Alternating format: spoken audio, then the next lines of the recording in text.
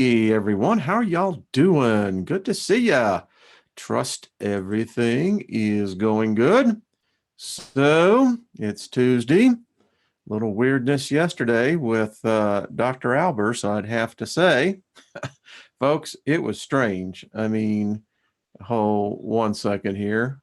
I have got myself coming and going in my headset, and that's always a little nerve-wracking. Hold on a second. So, where am I? There I be. If I could only see myself. There we are. Just interesting times. That's all I know.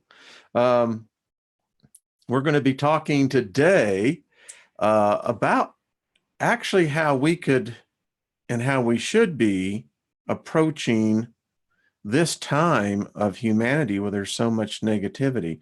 We haven't looked at this from the right set of eyes.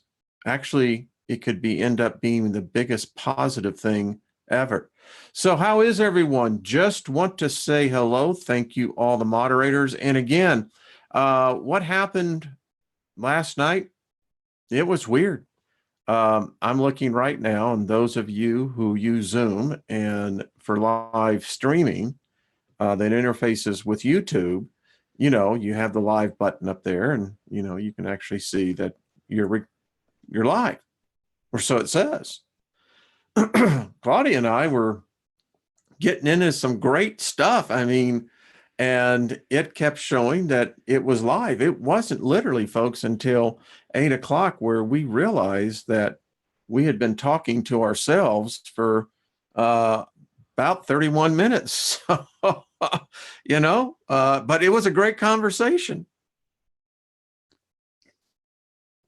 So welcome to another hour of where we're going to advance the ball down the field, so to speak. 37 degrees here, folks. 37 degrees. And I'm not complaining. I love it. We had, for the longest time this summer and spring, 20 degrees above normal. Hello, Mother Nature. How are ya? Good to see ya. And, I just wasn't born for warm weather. I like it in doses, and I mean small doses. And so, where we're getting this unusual cold weather, loving it. So welcome to Wayne's World. So welcome, everyone. We got a pretty good crowd here. Hey, Wayne D, how you doing? Tracy, good to see you. Heart of the Rebel, 666, love it. Love it. Love it. Val, how you doing? Paul, good to see you. Lori, trying to see as the names come scrolling by. Lori, how are you? 1111 code. Hello. So we're going to take some steps. And to give some foundation on this, there is an explosion of this awareness going on. And as the sign for this show says, who are you a master? Excuse me, what are you a master of? It's a question we all need to be asking ourselves because, and this is just my point of view. We don't like using opinion. We know from the Hermetic teachings, what opinions are defined as. And again, for all of us, an opinion is that which is between ignorance and knowledge. So take it ever how you want. Hello, Steve. How are you doing? Good to see you. I think you've got Doc Miller on tonight. If not, let me know. That'll be a good show. Doc is always mind expanding. So let's get right to the meat of this. One of the things I know about is faith.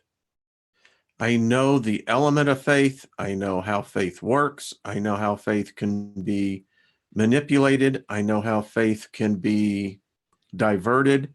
Um, and I'll be candid with you. In one spec, it's what has been, I would call, the good that I took away from my Christian experience.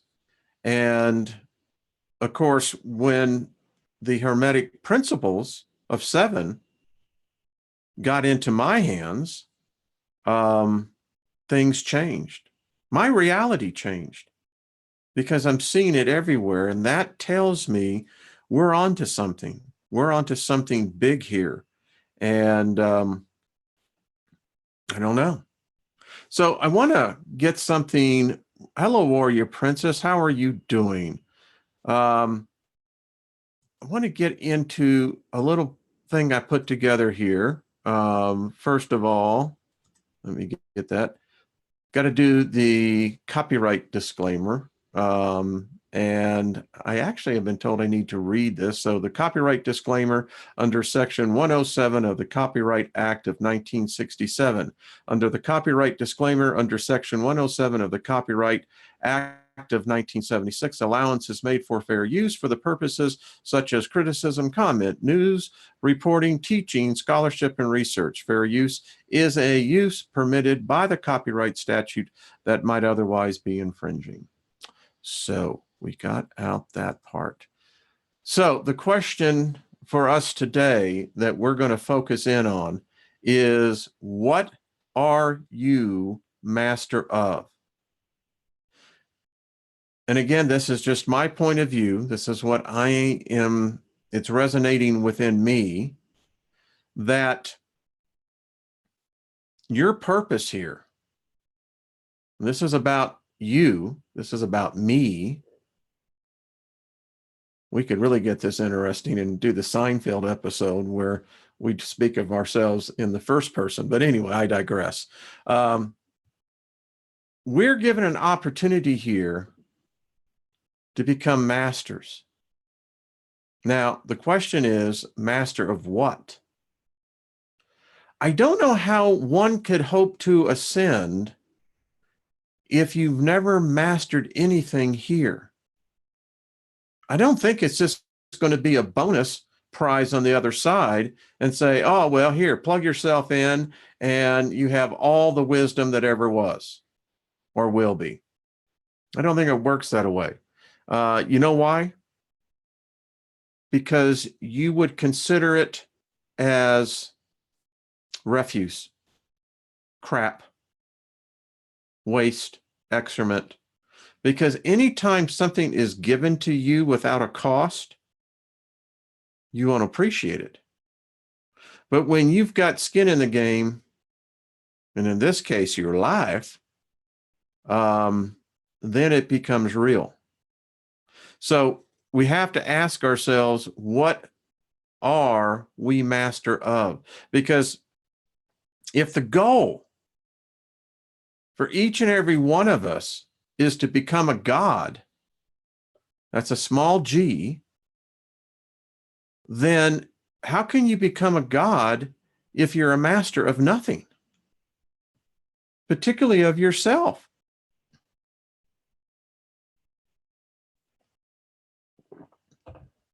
I don't know. I'm just put it there.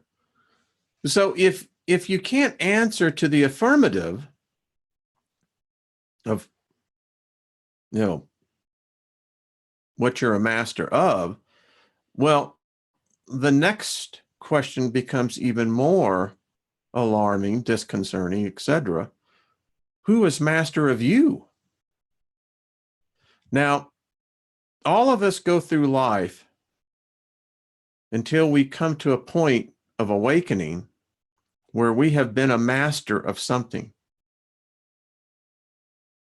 And I think it would be fair to say, still in the awakening process, the cleansing, unfortunately, doesn't get as deep as it needs to get. we can take steps for that. But then again, we have to also recognize that there are entities, deities, demigods, demons, angels, ETs, whatever the case may be. And there is a hierarchy that's well established. And we know from what the Hermetic principles are teaching us, and today we're going to be getting into Franz's book because the next lesson is ready now. We have to determine who we're going to allow to be master of us. And unfortunately, in this reality, in this current dominion, we're in a reality where the system is so set up to enslave you right from the get-go. And that's the problem. When you're not even aware yet of how to adapt to this body, you've got demigods, demons, angels that have already basically taken a stake of you.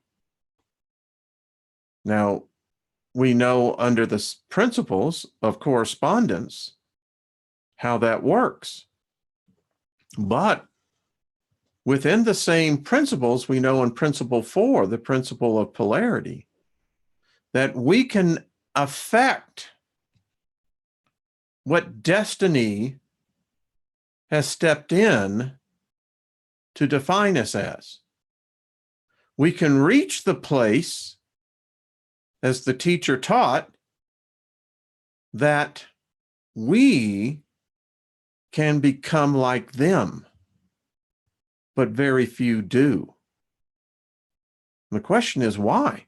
In my whiteboard back there, I got the question. 10,000 years of recorded history, we're finding more, and I'm sure that, if things are allowed, we'll dig even deeper. I don't think it's going to be allowed. For some reason, we're cursed. Something has intervened in that function of our spirit, of our conscience, collective as a species. We don't know where we came from. That's crazy when you think about it. But in any case, that's what it is. So we search. And when we become aware of what the conditions are, you become acutely sensitive to the awareness of how time short is. And I contend, ladies and gentlemen, that if you're not getting your act together and taking this seriously and viewing yourself as an initiate, I think it's not going to bode well on the other side. I really don't. I mean, if we came into this temporal plane of existence as babies to where you're defenseless, dependent on everything and everyone, I don't know if the rules are the same over there as they are here. And we know, regrettably, that babies do not make it. And there are those we know as well as the result of the Cold War, particularly in East Germany. It's where they found a lot of these cases where children were just basically put into large wards, babies, no contact, no human contact. They said that they grew up to be basically psychopaths. I don't know. Go figure that one out. So, the element that you must perfect in yourself is that quality that is, in fact, representative of your spirit energy, its life force. Because your spirit, whether you want to believe this or not, this is how you got here. With this thing we define as faith. Oh, what a day for hot tea. Woohoo! Far out. And how many of you, I can't see in the chat room. I'll go back and look, but here's something, folks, I want to ask you. I can define faith. Now, fortunately, I have what I think is probably one of the best definitions of faith. And it's Hebrews 11:1. Now faith is the substance of things hoped for, the evidence of things not seen. In another place, it says faith being calling those things that be not as though they are. Now, most people don't understand how faith works, and what they have developed, and unfortunately, the frailty of that is hope. But understand, without hope, excuse me, faith will not work. Just won't.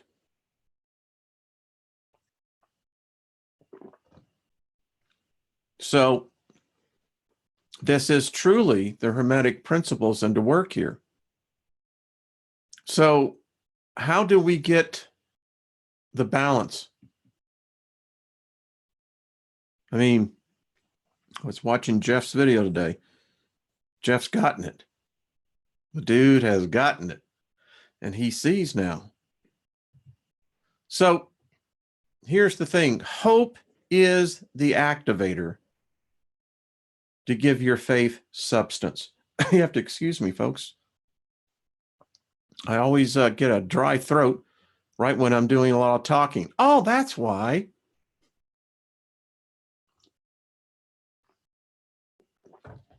Anyway, so hope is that says, I think it can. I can't see it, but I think I can. And when you look at the fact of having faith, faith needs something to be anchored to. And you could say that faith would, in fact, be directly dependent upon hope to materialize that which the Spirit desires to bring into manifestation, the substance. Pretty cool stuff, isn't it? Today we're going to learn singleness of thought is the thing that most people have yet to master. Now, the great thing is, once you learn to master one thing, it becomes like a contagion. Now, the reverse is also true, and that's the problem most of us have to deal with, is that we've lived in a reality where the pendulum has been swung so far for so long that we've adapted that substance of what our spirit is. The spirit's going to express itself. Now, it may be silenced, but it will express itself. And that's where you get the conflict from. What you want is the balance. And we, because our society is built this way, take that element, that substance, and apply it to that negative imagery. And the Spirit's going to do what the Spirit's going to do. You've painted what the Spirit can now manifest itself to. And the sad part of this is that when hope, which is your soul, the mind, begins to get the spirit to agree, the body is going to immediately follow.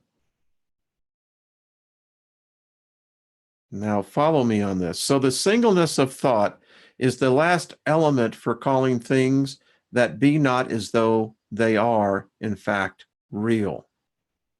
This is the key that must be understood.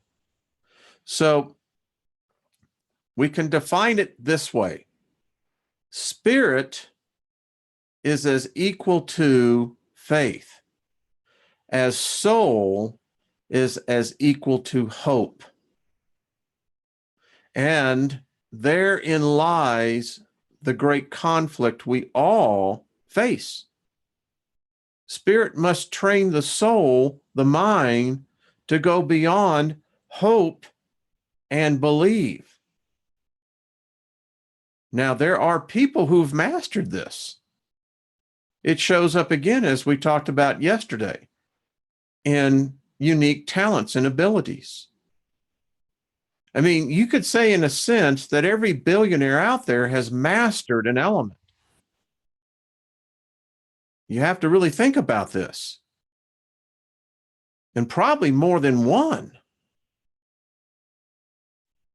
And the greatest battle all of us will be facing is how to get the soul to be trained by the spirit. And when that happens, that's when magic begins to show up in your life. Now, when I was putting this together, I wasn't going to do this, but it was impressed upon me. So you got to learn. If you want your spirit guide or guides to grow with you, to have favor with you, listen to them. Because if you ignore them, I mean, put yourself in their situation. Why would you want to be a part of that? Not going to do any good. They're not going to listen. See? So, soul mind must train the body to go beyond hope and belief. To learn spirit or faith and to believe. This is the problem where healing is concerned so often in our bodies. Our bodies have become dependent on what the soul tells it, and vice versa. The soul becomes convinced by what the body is dictating. And so you've got the endless circle where faith, spirit, should be dominating both. It's held with outside the circle. And the battle becomes when spirit begins to take its rightful position in the Trinity. And if you can begin to understand what I'm saying, many of you can actually lay hands on yourself. Now, you have to use wisdom and balance. But doctors, remember, they practice medicine. They don't master it. The pharmaceutical companies that are reaping trillions of dollars off of the masses are not there to cure you. They're there to keep you alive. I believe there was a time in the consciousness of our species where healers were just that everyone had the ability to heal and keep the body in balance. But when the body got out of balance, there were those healers. And I think as well, folks, and I'll just share this with you, we've had the misconception on what healers were. Healers where knowledge transfers. As I have been shown, when you would go into a true healer's presence, you were taught. The healer began to explain to you how your mind, how your spirit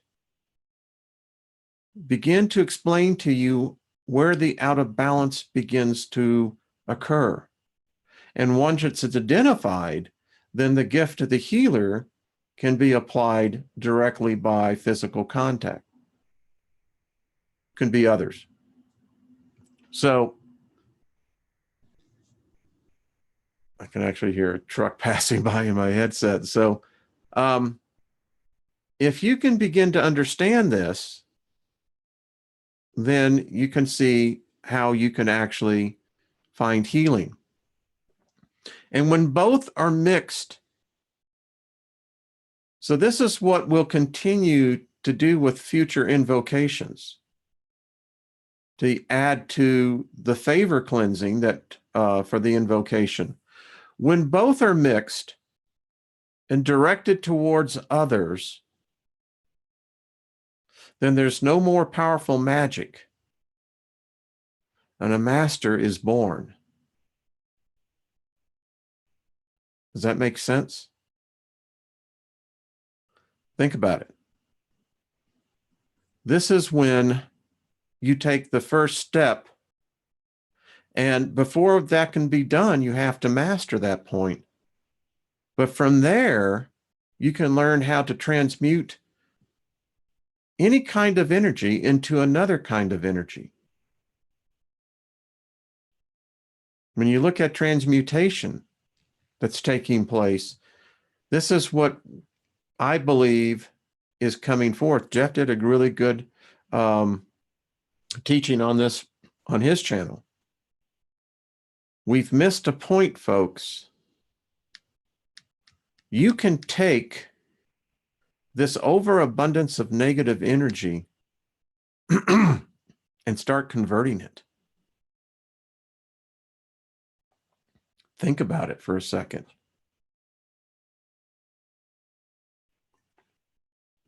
Well, I have another sip of the great tea. So you have this super abundance of all this negative energy. We need to relook at this and say, what an opportunity to begin to convert the unrecognized potential in this energy that's just been polarized to the other side of the pendulum. We can begin to absorb that energy, transmute that energy, and begin to let it flow out as a positive healing force. Think about that. So I'm going to get out of this. Excuse me one second, folks. And there we go. So what do you think? Is anyone getting it? I think I can actually see the comments now. So you start using these principles, and then it's much akin to what I was reading here, and I wanted to show this out. So in the Hermetica, we learn there is no death, folks. And I want to get over to Franz's book as well, and I'm trying to keep my the eye on the time here. But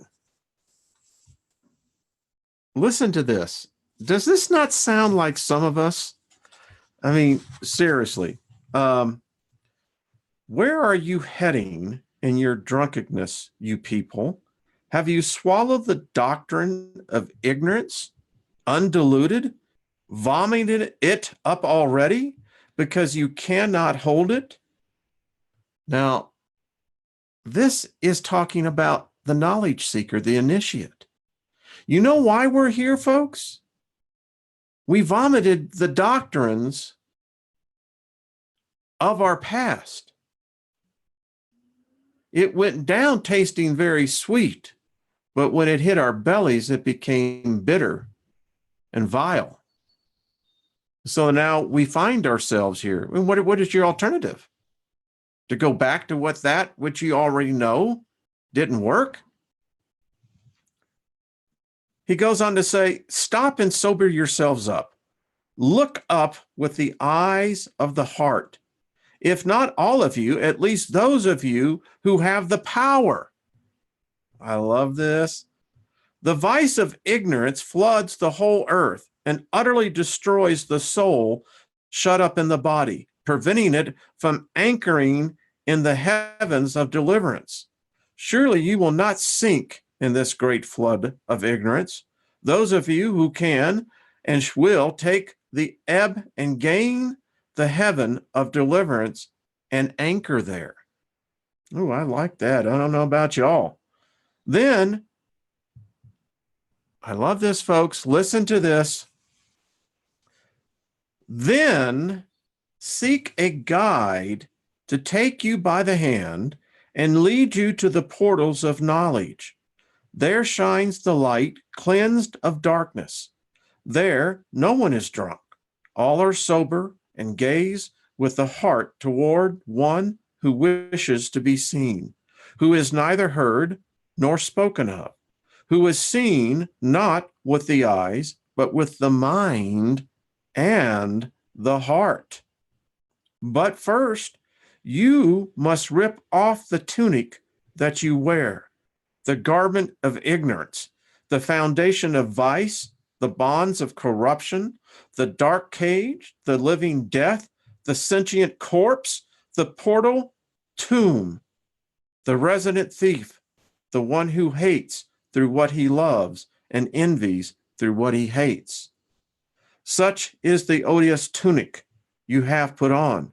It strangles you and drags you down with it so that you will not hate its viciousness and look up and see the fair vision of truth and the good that lies within, not to understand the plot that has plotted against you when it made insensible the organs of sense, made them inapparent and unrecognized for what they were actually designed for, blocked up with a great load of matter and jammed full of loathsome pleasure, so that you do not hear what you must hear, nor observe what you must observe.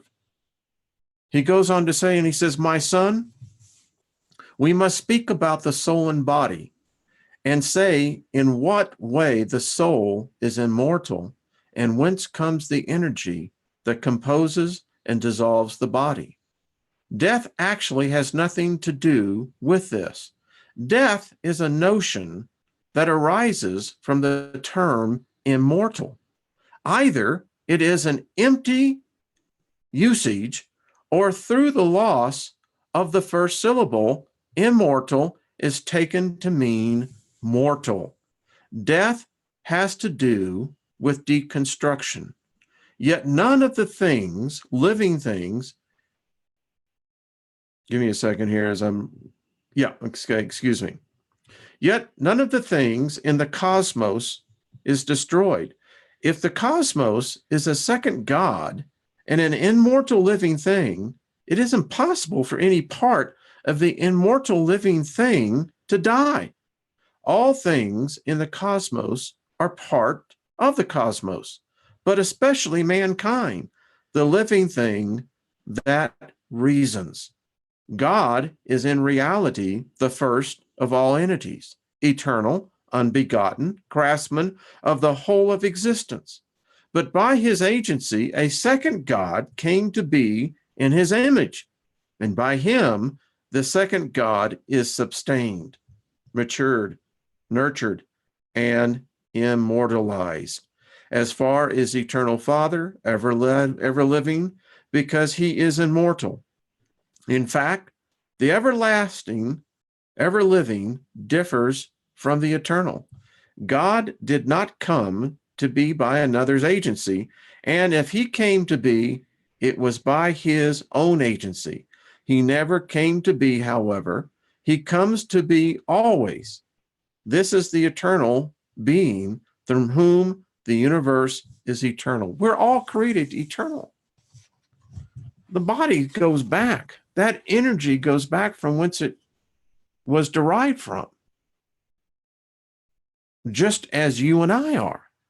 So why aren't we controlling our lives? I mean, seriously, we've got enough knowledge around here. If we formed a company, it'd be $1 billion company within the first 90 days. So what's up? What are we missing? That's the question.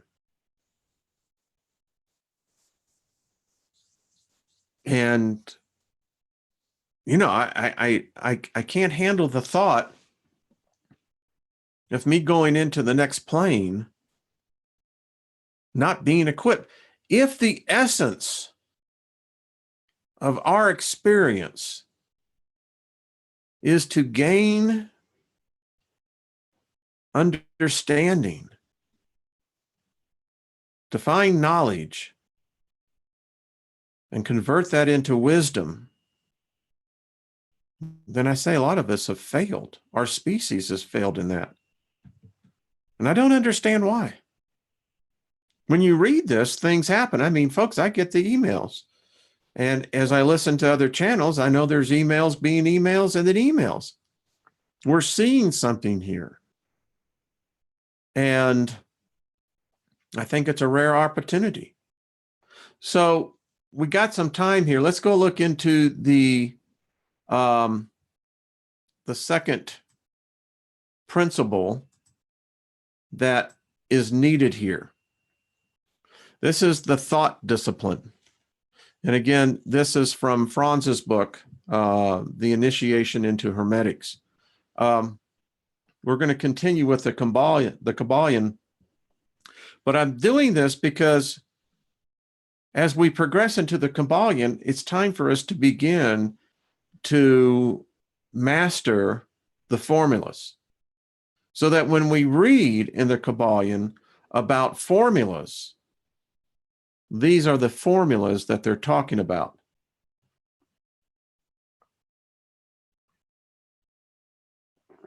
All right, let's go. Thought discipline. We have learned to control our thoughts. I hope you have. How are your experiments going? By the way, when we get done with this, I have a number, and the number is between 1 and 25. So I've already written down, it was done earlier this morning, and we'll see how well this goes. So how are you progressing? Are you still staying focused when you go to sleep? Are you still practice this when you have the time? Now, I know that Franz says that it should be done twice a day, but we live in a different time. And the key to success is adaptability. If we can learn to adapt, then we can pretty much know we're going to be successful. So the next exercise deals with thoughts which obtrude within us unwanted and persistently, and with not allowing them to emerge in our minds. For example, we must be able to occupy ourselves no longer with the chores and the annoyances of our professional life when we are at home or in our private life. We must avoid all thoughts that do not belong in our private life, and we must succeed in becoming the person immediately, and vice versa.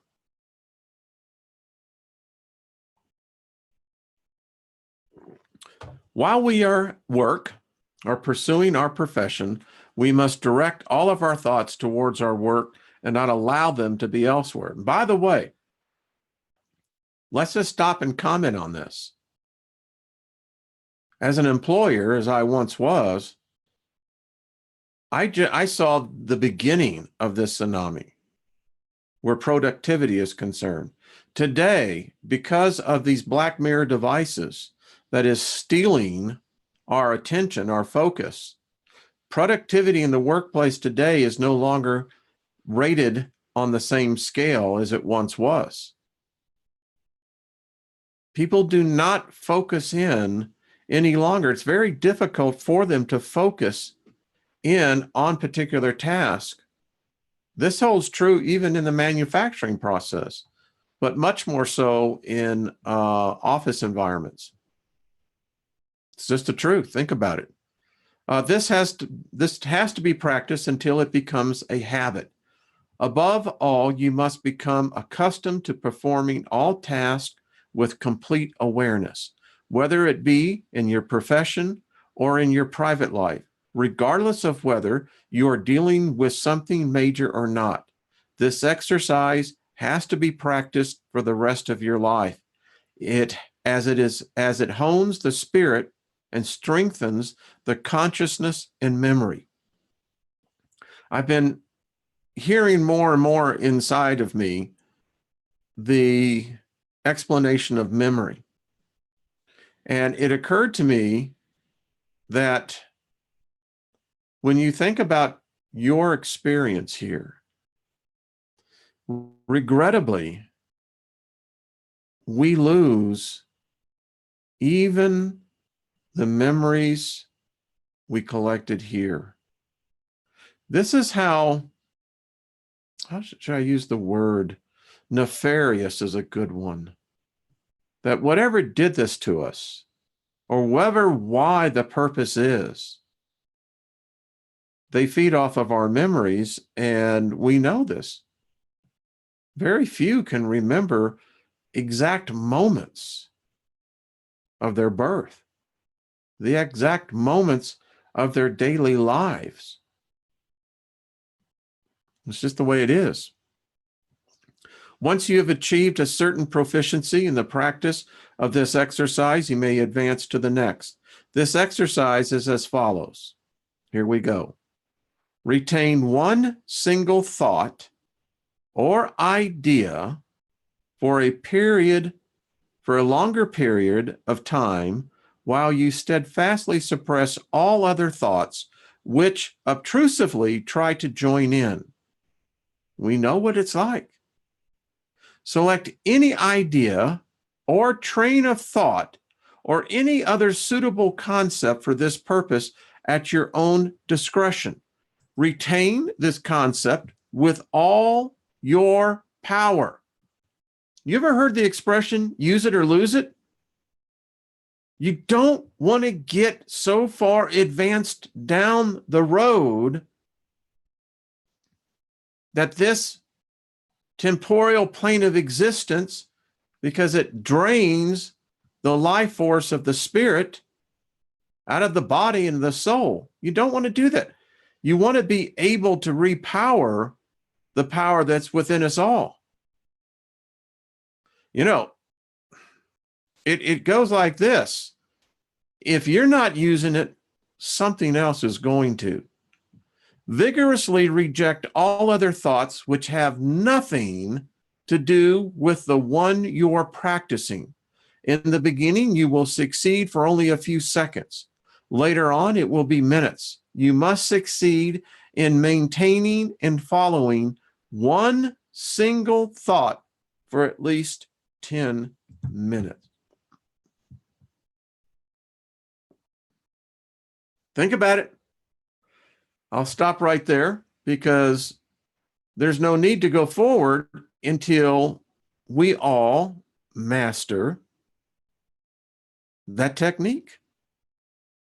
And it's not that easy, folks. It really isn't. You want to know why yogis and monks can defy the elements? Because they're no longer here. They've learned that what I said at the beginning in the PowerPoint, they've learned to find that balance of letting spirit dominate soul, and body will follow. Body will follow whatever soul dictates. The sad thing is that when body becomes at the top of the triad, it's got no place there. It doesn't belong there, never has, was never created for that purpose. But that's where the serious imbalance comes in our lives. And so if you begin to think about this, what's the greatest hindrance that I've seen in the souls and the spirits I've had the privilege of interacting with so far?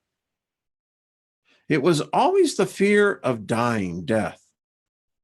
I remember one guy telling me, he says, it's not death itself. He says, it's the pain I don't look forward to. And if you've ever been around someone that passes right there while you're present, it's profound. And when you begin to think about it, we're so often, by the sixth principle, cause and effect, we're so often, we make ourselves the victims of our own creations. I mean, my wife works around where death is constant. It's ever present. And I learn a lot by her experiences. And folks, you don't want to die afraid. You don't want to die with regret. You don't want to die with the idea of any trace of fear. You're going into an energy reality. I'm talking to you. You set the charge. No other thing does. And I believe that the principles carry forth all the way up to whatever the planes go. 8, 9, 10, I don't know.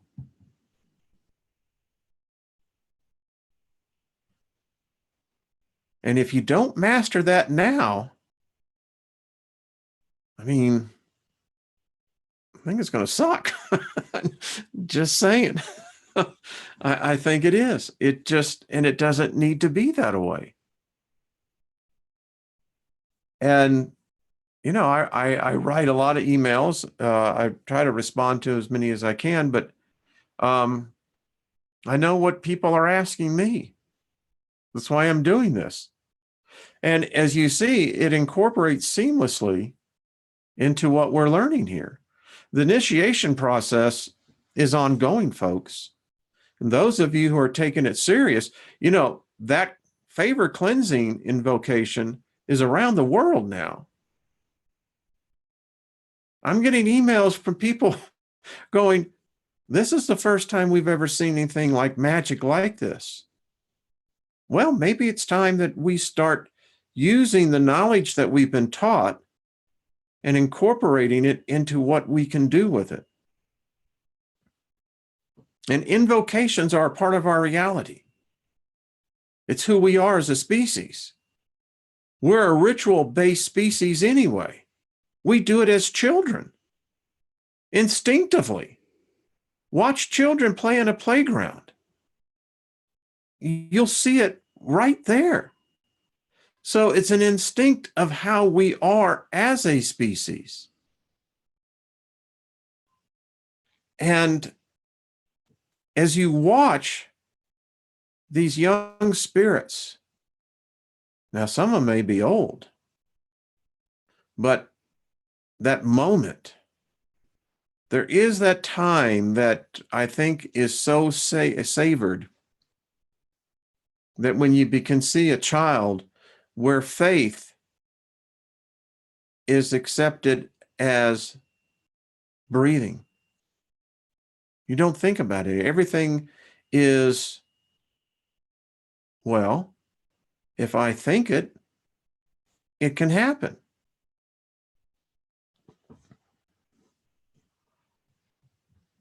It works, folks. And the thing about that we've got alchemists in our group. Friday night, I'm having Anja back on and Deborah Tucker. And, you know, Deborah is an alchemist. It's time we start learning how for you to create your own magic. And I'm going to do whatever I can to help us all learn. I have learned to do my own magic. I have a specialty, and it works. You know why it works? Because it aligns with every level above me and will align everything below me. Someone wrote and said, "Oh, are you a wizard?" Well, I don't know. I don't like, who knows? Who knows what we are? But yes, I do magic. And I've done it all my life. And I'm coming to find out that many of you have as well. Again, it's what we have. Watch the children. You'll see, if we only could teach them these principles, you would see the wizards. You would see the goddesses. You would see the adepts. You would see them, who and what they are, because they shine at that point. So unfortunately, that's when the layers begin. And then the screwed up reality we're born into. But I'm telling you, folks, this is what I think has been the greatest fear of the controlling matrix, is that a group of men and women could come together unified. And that's the great thing, unified in purpose and thought. We ascend above the petty differences of ideologies, political commentaries, political positions, skin color. The only thing that we have an aversion to is ignorance. And together we can begin to learn this.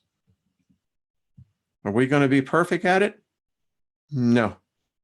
But this wisdom, this knowledge that brings the Rhema to the Logos, has a way of perfecting itself amongst us, as I'm seeing, watching videos that came out a couple of years ago, early people that began to see this principle. I think it's fantastic. They left us records. We don't have to any longer be victims to this creep called amnesia. I actually call them soul stealers. You know, the spirit is eternal. The spirit is filled with everything that is of us. It remains hidden, and I think that's by design. But the soul is what's the real marvel here, because the soul, it is not like the spirit. The soul came into being when the spirit gave manifestation to it in the body. And so when the soul becomes aware of itself, it begins to fear, because it's not like the spirit, and it knows where the body is going. And so the soul begins to fear. Now, we've seen this even in Christianity. I think it was John, the Gnostic, who wrote, this for the saving of your mortal soul.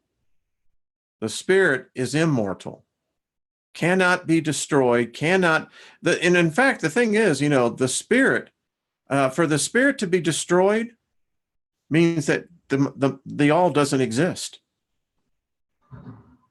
Now, the soul is a different situation.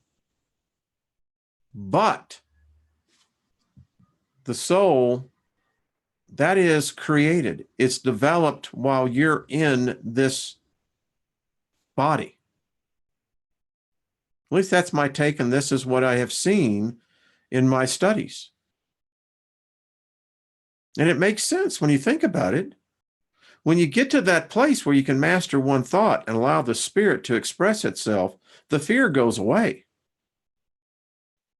The soul then becomes convinced and realizes that it's not over when it leaves both the spirit and the body. It sounds weird, but it's also confirmed in this book right here. And you can see I've got lots of things for us to talk about as we continue to move on. So, folks, I hope it's helped. It's knowledge. It works. It just is. And as I said, I have decades and decades and more than I care to think about. But I've watched this over those decades. And I know that these principles work. I know why they fail. And I know why people get frustrated and give up. And once that enters in, it's a virus. It will consume you. And once you're depleted of hope, guess what sets in? Despair. And you don't want that. Because the next thing after despair comes contempt.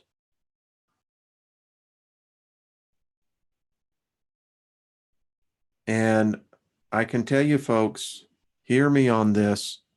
You may be young right now. You may have lots of life energy.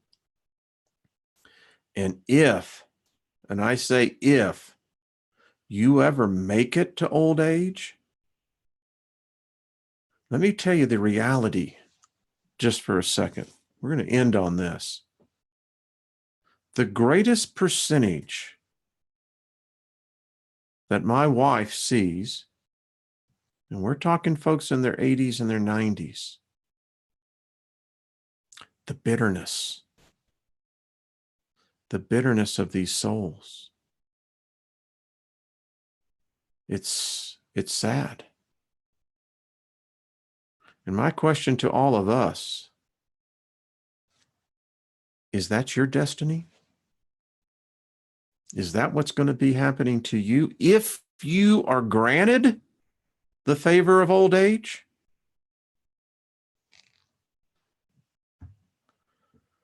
All right, folks. Listen, this is how we avoid it. You know, we learn from each other. Grow your faith. You master the singleness of thought for 10 minutes. Your faith is going to, folks, that favor cleansing, the invocation, read it again. Those of you who have performed it, I recommend you do it once a season. If you do it every new moon, powerful stuff, folks. Take the energy that's available. But the fact is, this is what changes that. And once your faith becomes activated, that you'll never lack for anything in your life. Never. And when your body is attacked, you're going to know exactly what to do. I get excited about this because I know it works. So anyway, namaste to all of you, you wonderful, beautiful people, you. Have I ever told y'all this? Y'all look marvelous, absolutely marvelous, every one of you. Those of you who are in your PJs and those of you who are in your suit and ties and what have you. You know, and if you like me, I like the bohemian lifestyle. I think it should be required dress, but that would then be invoking my reality upon yours. And an hour is enough of that for anybody, right? Oh, the number. Okay. Anyone know the number? Now, I know exactly when I did this, and I'll show you. I got it right here. So the number, folks, I'm thinking of a number between 1 and 25. I'm thinking it, and I'm going to let it go for a little bit. Let's see what we've got. Come on. I'm thinking the number. Does anyone know what the number is? So far, not yet. I'm thinking of the number. Come on, folks. Thinking of the number. Wow, I guess I'm not thinking hard enough. Oh, mercy sakes alive. Okay, the number was 11. There you go. So everyone can see it. I wrote it at 10:55. So there you go. You know what, folks? This is fun. This is what makes life enjoyable. Y'all are a good group of people. Thank you, Heather. Heather got it out there. I don't know if someone got it before, but maybe we'll get some kind of a gift card going here or something. Give people incentives. Why not, right? All right, folks, be good to yourself. See you tomorrow at the same time. Love yourselves.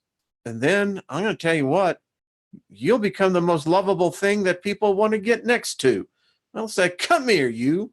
All right, folks. Appreciate you all. We'll see you again soon. All right. Bye-bye.